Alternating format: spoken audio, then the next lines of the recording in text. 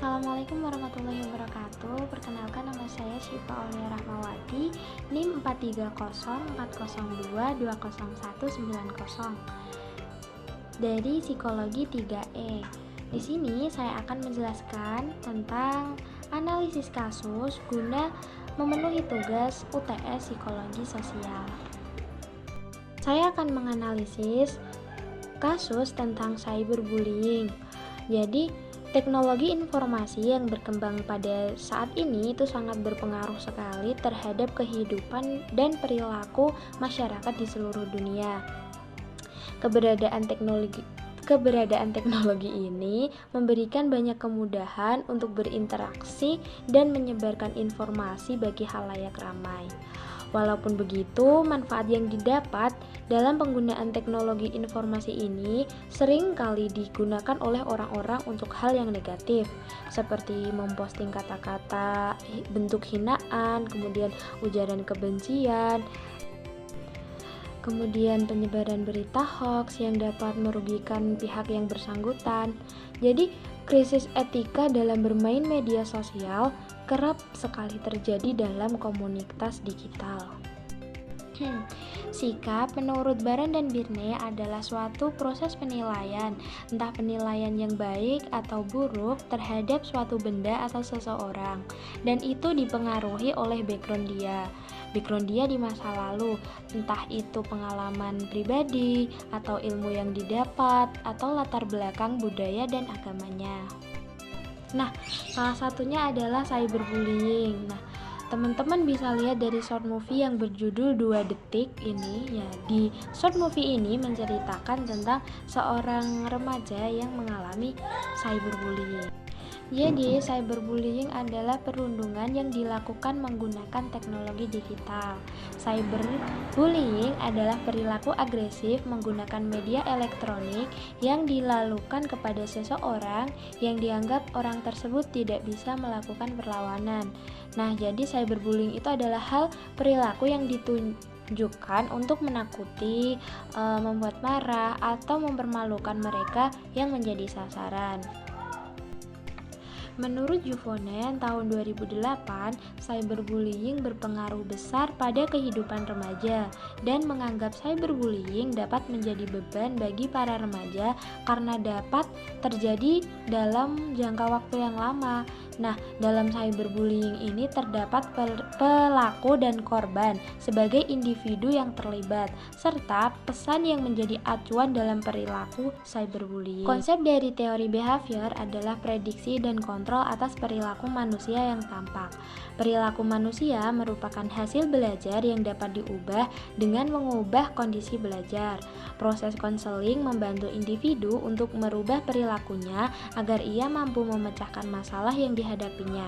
Dalam pandangan behavior, manusia dapat dibentuk sesuai dengan lingkungannya.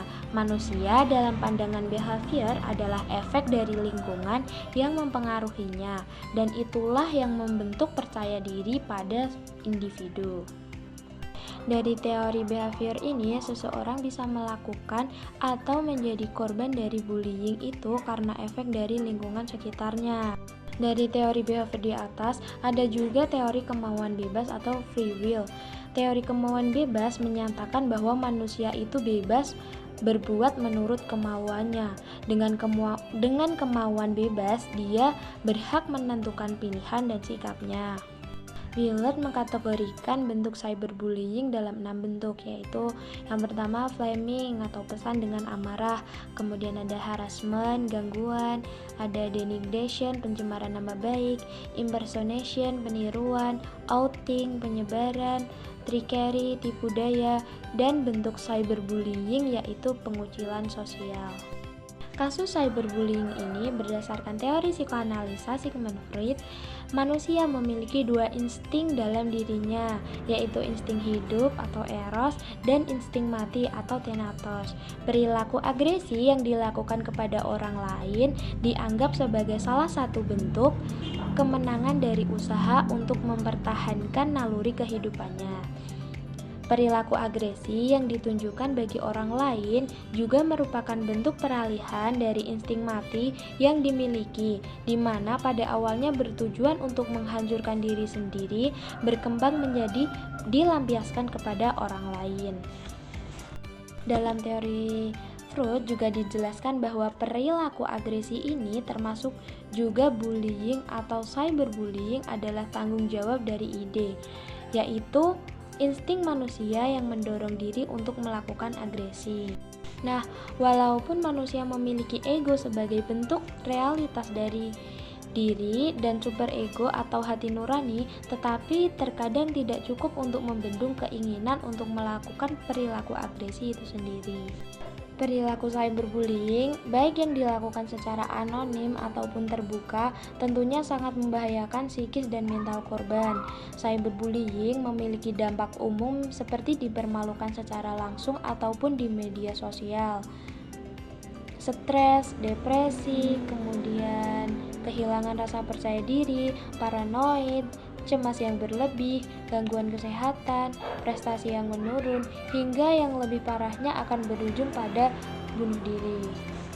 Nah, cyberbullying ini bisa jadi lebih kejam daripada bullying yang dilakukan di dunia nyata. Alasannya yang pertama adalah dampaknya lebih luas, informasi lebih mudah tersebar di internet, hingga akan banyak orang yang akan mengetahui dan terpengaruh ikut melakukan pembulian terhadap korban. Yang kedua, cyberbullying dapat berpengaruh di dunia nyata. Saat orang-orang mengetahui aib atau kelemahan orang tersebut, jadi orang-orang akan menertawakan dan mengucilkan korban, hingga korban ini merasa kehilangan teman-temannya.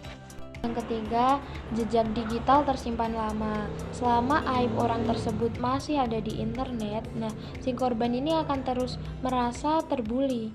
Entah ditertawakan, dimaki-maki, atau dihina, seperti itu. Selama rekam jejak ini, rekam aib ini masih ada di internet. Yang keempat, trauma psikologi akibat cyberbullying tidak mudah disembuhkan. Cyberbullying bisa menyebabkan tekanan psikologis yang tinggi terhadap korban. Kesehatan mental dan fisiknya akan menurun, merasa dikucilkan, menarik diri dari sosial. Kasus yang parah hingga korban melakukan bunuh diri karena dia merasa hidupnya telah hancur dan tidak sanggup meneruskan hidupnya kembali. Nah, upaya yang dilakukan atas kasus cyberbullying ini adalah counseling behavior. Counseling behavior adalah salah satu teknik terapi dalam counseling yang berlandaskan pada teori belajar yang berfokus pada tingkah laku individu, serta untuk membantu konseling mempelajari tingkah laku baru dalam memecahkan masalah melalui teknik-teknik yang berorientasi pada tindakan. Kepribadian manusia adalah perilaku, artinya bahwa perilaku tersebut merupakan hasil dari bentukan pengalaman interaksi individu dengan lingkungan sekitarnya.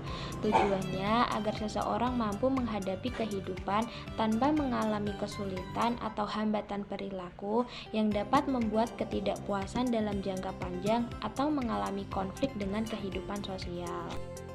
Konsep dasar dari behaviorisme adalah prediksi dan kontrol atas perilaku manusia yang tampak.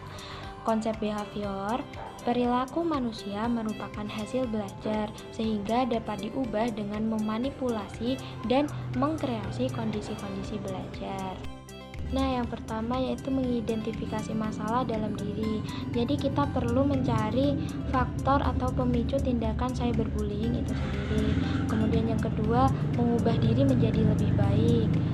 Jadi kita tidak mengikuti siklus bullying yang tidak ada habisnya. Jadi mending kita mempelajari bagaimana cara mencintai diri sendiri. Kemudian yang ketiga ada mulai berinteraksi dengan orang lain. Mungkin orang yang melakukan cyberbullying ini dilandasi atau didasari rasa perhatian yang kurang atau kesepian. Jadi kita itu mulai membangun hubungan sosial yang baik dengan berinteraksi kepada orang lain. Tindakan cyberbullying ini dapat diatasi dengan menerapkan beberapa cara, yaitu berusaha memahami perasaan orang lain, berpikir secara bijaksana sebelum bertingkah atau mengutarakan pendapat di sosial media, kemudian menghormati orang lain sekalipun itu di dunia maya, kemudian menumbuhkan sikap toleransi kepada orang lain yang berbeda suku, ras, agama, gender, dan pandangan hidup. Dan yang terakhir, ikut menghentikan kasus cyberbullying apabila menemukannya.